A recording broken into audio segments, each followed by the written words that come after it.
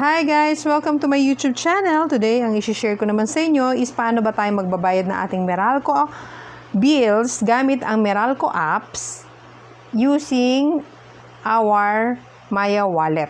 Okay? Let's proceed. So, punta muna tayo sa ating Meralco application na naka-install sa ating cellphone.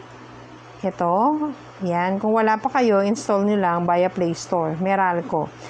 Click mo yung Meralco, then since nakalagin na naman ako sa aking Meralco application, nakikita nyo meron tayong due date na this November 20, amounting to 6,000. So, ang gagawin lang natin guys, click lang natin itong Pay Now. Pay Now. So, pag magpi-Pay Now ka na, dito sa taas meron din Pay Now. Click again the Pay Now dun sa upper right portion sa cellphone nyo. Ayan. Ito, Pay Now. Click mo yung Pay Now. So, yung amount, hindi mo na kailangan i-enter kasi automatic nandyan eh. Enter amount. So, since yan yung amount to pay ko or amount due, so, click mo na lang ang next. Yan. Yan. Pag na-click mo na guys yung next, ang next na is to proceed. Makikita naman natin lahat ng information dyan. Since nakalagin ako sa aking account, automatic na yan. So, click ko yung proceed. Yan, naglo-loading. So, yan. Sabi dito, payment summary, Meralco payment details. Nandito yung aking CAN number. Tapos, amount due, convenience fee, wala o zero. So, walang charge. Tapos, total amount to pay, yan, 6,001.11. So, dito guys, sa baba, nakalagay, select payment method. Mamimili ka dyan. Either credit card gagamitin mo or ang e-wallet. So, ako, e-wallet ang gagamitin ko. Kasi meron akong load sa Maya. So, ang gagawin ko, i-click mo tong plus sign. Yan. So, dito guys, sa baba, mamimili ka kung anong e-wallet. Maya or GCash. Ako, ang gagamitin ko ay Maya. So, ito, i-tick mo to, yan. Tick mo lang yan. Yan. Nakita nyo, nag-green siya. Pag kinlik mo kasi ito, mag-green yan. And lalabas itong pay. Magbu-blue naman tong pay. So, ikiklik ko na yung pay. Yan. Dalawang option ang pwede mong gawin. Pwede ka pag kinlik mo to, mapupunta ka sa yung Maya application, doon sa magla-login ka and username, or iscan mo tong QR code, itong gagamitin mo sa pagbabayad.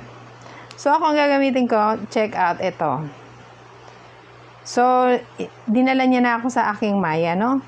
So, itatype ko lang yung aking mobile number and yung password ko. Wait lang.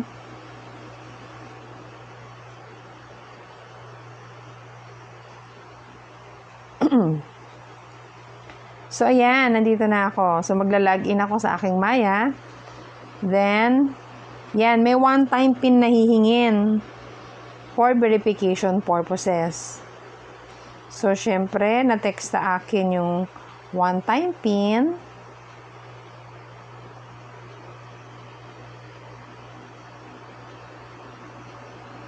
Yan. So, click ko lang yung verify. Ayan guys, pag na-click mo na yung mga yung username, password mo, tapos may one-time PIN, so lalabas na itong screen na to. Sabi dito, review purchase details. So, available balance ko sa aking Maya is 6,000. So, ang babayaran ko daw is bayad center ni Meralco. Ang amount due ko is 6,008. So, sakto lang. Kaya pag kinlik ko daw guys to confirm to pay, automatic, mababayaran na natin ang ating Meralco. Yan. Confirm to pay na ako. Yan. Payment successful. Yun guys, ganun lang kadali, di ba? And to view the details, i-click mo to. View details. Yan. Screenshot mo na yung details. Pwede mo na siyang screenshot para meron kang proof of payment. Yan. So, ganun lang kadali guys. Nakikita nyo pala guys dito.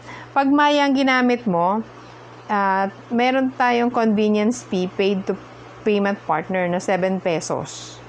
Siyempre, ginamit natin yung application ni Maya, which is convenience on our part, na hindi na tayo kailangan pumila ng mahaba sa mga payment center or 'di ba, lalabas ka pa ng bahay. So ito, yung convenience fee na 7 pesos. Kaya nadagdagan ng 7 pesos yung binayaran ko. So ganun lang guys kadali. So sana may natutunan kayo for today. Tsaka guys, ito pala yung reference number or proof ha, na nagbayad ka. And pag pumunta ka nga pala guys sa iyong Meralco application, tingnan mo. Click mo tong new transactions. Babalik ka dito sa iyong account, overview. Yan. Nakita nyo, yung due date ko is 0 na.